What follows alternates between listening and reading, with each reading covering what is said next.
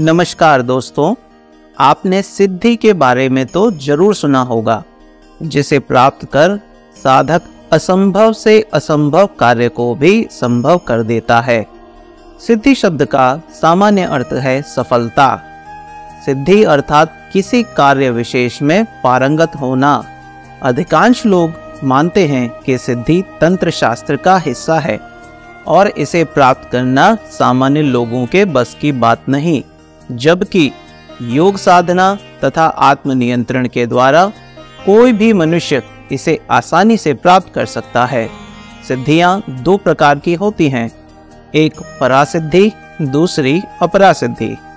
परा वो सिद्धि है जिसके द्वारा परलोक यानी स्वर्ग आदि लोगों के सुख साधनों के बारे में जाना जाता है, तथा अपरा वो सिद्धि है जो स्वप्न की बुद्धि से उत्पन्न होती है तथा निराकार तक का ज्ञान देती है।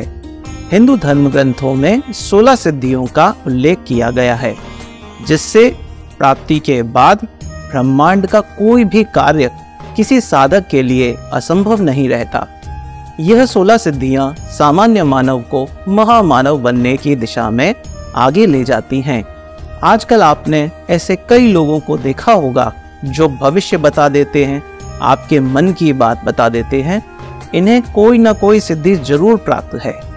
आप भी किसी न किसी सिद्धि के माध्यम से पूरी दुनिया में प्रसिद्ध हो सकते हैं और असंभव से असंभव कार्य को भी संभव कर सकते हैं। पहली सिद्धि है वाक सिद्धि। इस सिद्धि के द्वारा साधक जो कुछ भी कहता है वह सब सच घटित हो जाता है। पुराने काल में सिद्ध ऋषि मुनियों में यह सिद्धि होती थी और इसी कारण वह श्राप या वरदान देने में सक्षम होते थे।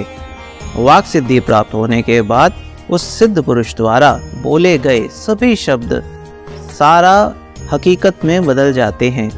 इस सिद्धि द्वारा कई बार जब व्यक्ति अपने चरम आवेग में होता है तब भी उसके मुंह से निकली हुई बात सच हो जाती है।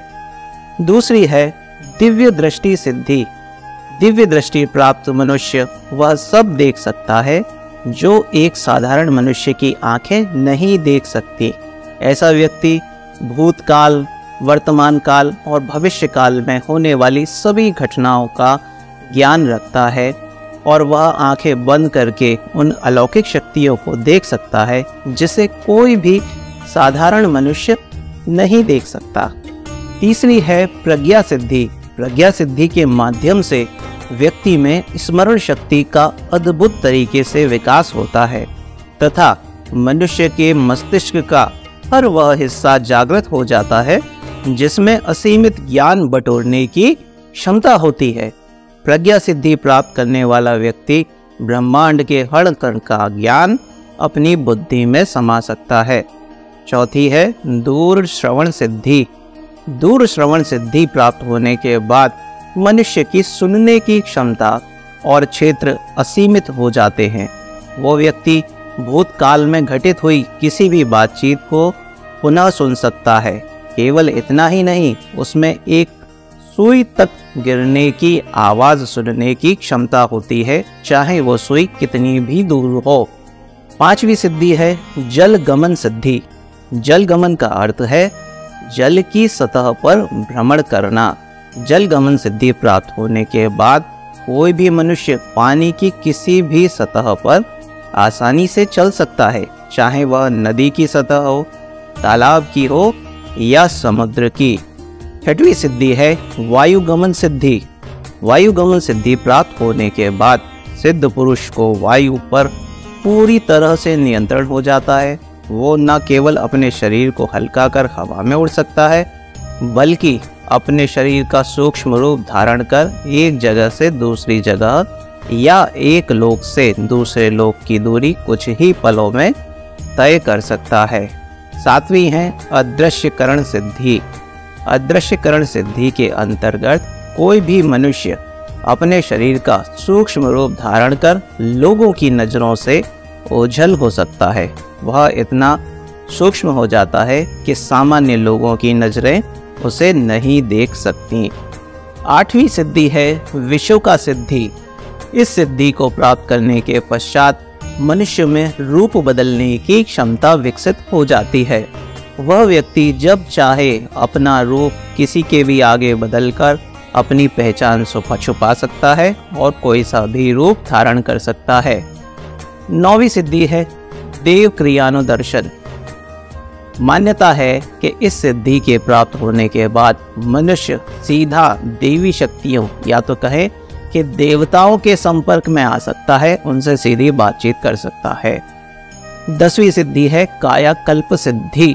कायाकल्प का अर्थ है शरीर में बदलाव लाना। इस सिद्धि के कारण मनुष्य की शक्तियां वक्त के साथ क्षीण नहीं होती। इस सिद्धि को प्राप्त होने के पश्चात कोई भी व्यक्ति अपने शरीर को फिर से युवा और आकर्षक बना सकता है, जिससे उसमें नवीनीकरण की क्षमता विकसित हो जाती है। 11वीं सिद्धि है सम्मोहन सिद्धि।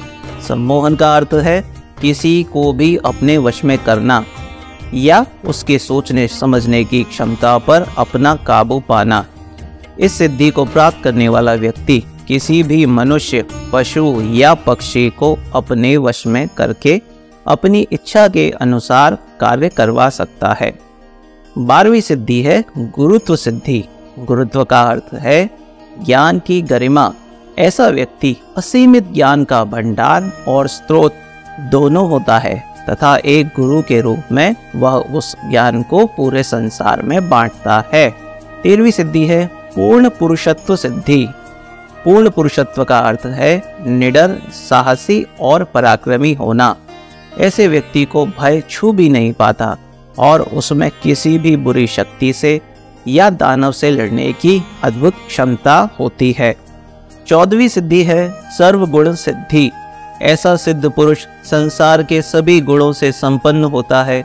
उसमें वे सभी भावनाएं होती हैं जो लोक कल्याण या संसार के हित के लिए आवश्यक हो, फिर चाहे वह वीरता से जुड़ा हुआ हो या दया भाव से जुड़ा हुआ। ऐसे मनुष्य तेजस्वी होते हैं और मर्यादा पुरुषोत्तम कहलाते हैं। 15वीं सिद्धि है इच्छा मृत्यु सिद्धि। इस सिद्धि पर विजय प्राप्त करने का अर्थ है काल पर विजय प्राप्त करना। ऐसे सिद्ध पुरुष को कभी भी समय बांध नहीं सकता। वह जब चाहे अपना शरीर त्याग कर नए शरीर को धारण कर सकता है। ऐसे व्यक्ति को मृत्यु का भय नहीं सताता, क्योंकि समय पर विजय पाकर वह मृत्यु को भी जीत लेता है। 16वीं सिद्धि है अनुर्मी सिद्धि। अनुर्मी सिद्धि प्राप्त कर लेने के पश्चात उस सिद्ध पुरुष पर प्राकृतिक वातावरण, मौसम या भूख प्यास का कोई भी प्रभाव नहीं पड़ता। ऐसा व्यक्ति कभी भी बीमार नहीं पड़ता और न ही उन्हें भूख प्यास परेशान करती हैं। हम उम्मीद करते हैं आपको 16 सिद्धियों के बारे में ये जानकारी अच्छी लगी होगी। हमारा चैनल सब्सक्राइब करना मत भूलिएगा। वीडियो को लाइक, शेयर और शेयर करना ना भूलिएगा। बहुत बहुत धन्यवाद।